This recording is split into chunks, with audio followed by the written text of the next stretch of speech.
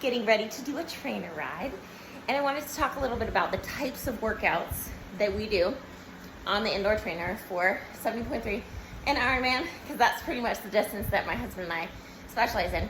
And I think from what I've seen, there's this misconception, especially among newer triathletes, that and I just saw this the other day, that a girl had said she did it for 7.3 and she was not able to hold the power or effort level that she expected or wanted for the 56 mile bike ride. So her idea was, the reason is because she never practiced riding 56 miles at that power effort level.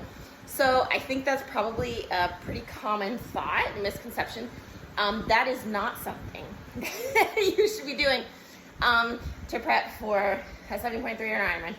So the thing is, doing that distance of bike at your race power, if you don't have power, your race effort, that's not training, that's racing.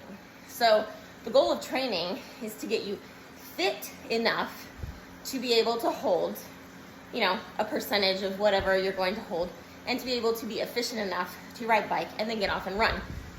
So how do we do that if we're not just going out for an hour, 2 hour ride, just trying to hold our race effort or race power for the entire time?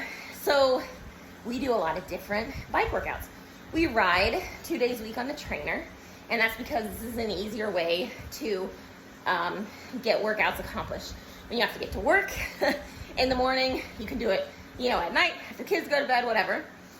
That it's also a helpful way to kind of isolate, work on specific things, get work done in a short period of time. However, you cannot just ride on the trainer and never ride outside. The race happens outside, okay? So that's another big thing, is a lot of triathletes do not have any bike skills to speak of. So what happens when you go to an Ironman and you're out there with thousands of other athletes on the bike course? Things get dangerous, and I've seen it with all the races that I've done. You need to ride outside sometimes in order to learn bike handling skills. So how to clip in and out, get in and out of your aero bars safely, swap bottles, do a U-turn, climb hills, real hills, not simulated ones because they're different, descend. Be able to hold that position for an extended period of time with wind, with heat. You have to do both, okay? So what type of workouts do we do? For example, yesterday I had sprints, so it was very high power for short bursts with short rest. It was hard. So we were working on increasing my VO2. So we were thinking about that. That is helpful. We were going into anaerobic, honestly, at that point, because they were very high.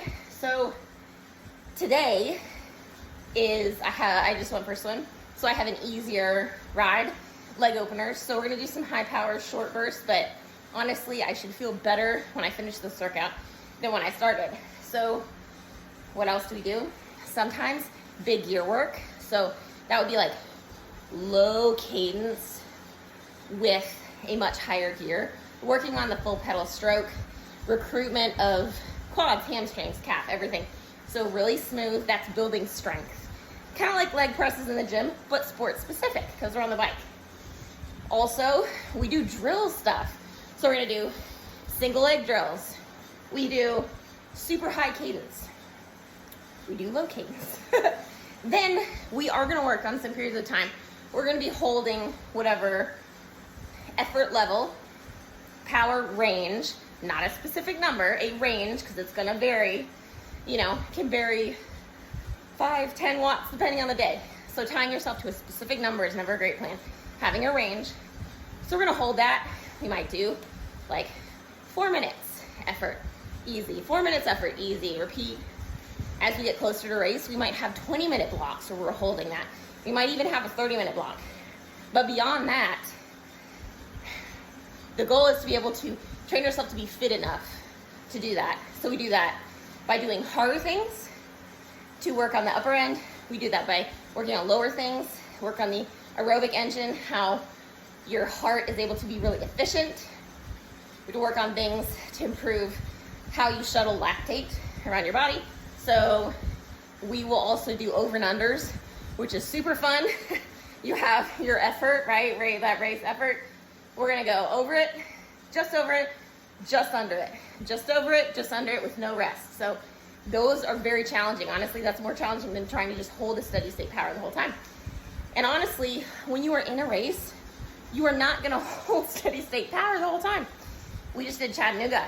We're gonna have very rolling course. We're gonna have periods much higher power. I'm gonna go uphill 50, 60, watts over what my 70.3 power is gonna be.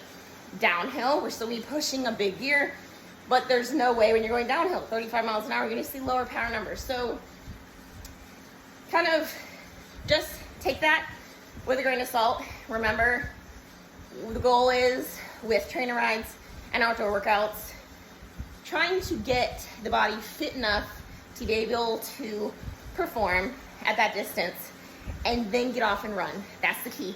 There are no awards for the best bike split, except in the pros, and you get some money, but whatever. You still gotta get off and run. So I hope that helps. Those are some of the workouts that we do. We have a coach, so that definitely helps because they plan how our week looks and how it relates to our bricks, our runs, because it all works together.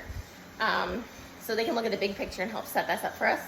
But if you don't have a coach, Training Peaks, there are several plans out there that are gonna give you different types of things. So we're gonna work hard sometimes. We're gonna work easy sometimes. You're gonna be in the middle sometimes. But just like doing that, it's gonna help you get fit much more effectively for 70.3 and Ironman than just trying to stay the same all the time. So hope that helps. Let me know if you have any questions. Bye.